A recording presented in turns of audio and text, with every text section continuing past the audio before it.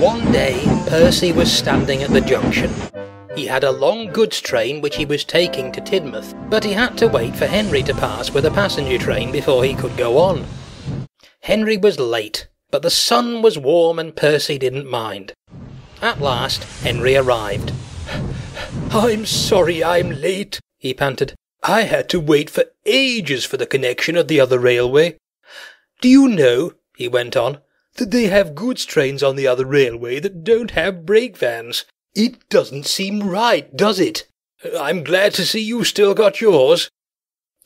The signal dropped and Henry thought he'd better go. "Must make up for lost time. Goodbye." Percy was intrigued. A goods train with no brake van, he thought to himself. Later, Percy told his driver what Henry had said. His driver laughed and explained. "Goods trains on the other railway have special brakes. Like passenger trains and Henry's flying kipper, they don't need brake vans. Your trucks just have couplings, so they need brakes at each end of the train in case a coupling snaps. You know what stupid things trucks are? They did it to James on Gordon's Hill, remember?" "Pah!" scoffed Percy. He thought he knew better than James.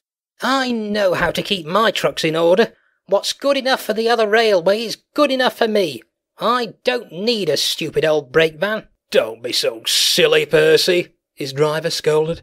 But Percy took no notice. It would have been better if he had.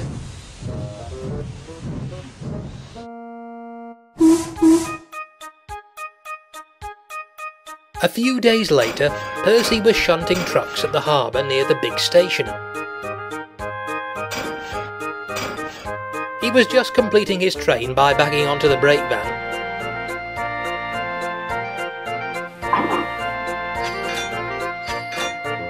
When the shunter's attention was distracted.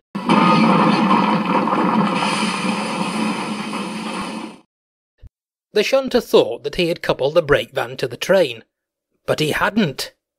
The guard blew his whistle and Percy set off quickly, hoping to get a good run at the hill leading to the main line.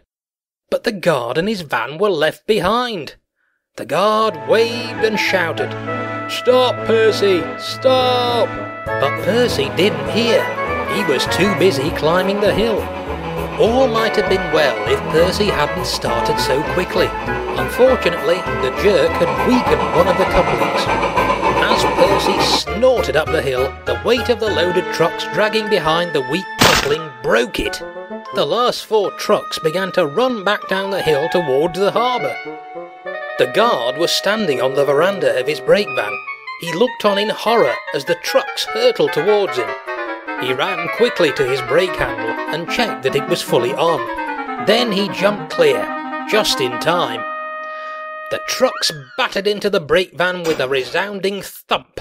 The van shuddered and screeched as it was pushed along the line, but it stood firm and stayed on the rails. The truck's mad rush was halted. Percy's firemen soon noticed they'd lost the tail end of the train.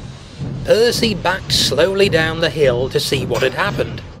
"Phew," remarked Percy's driver as they helped to clear up the mess. "You see, Percy, brake vans do have their uses after all." And Percy had to admit his driver was right.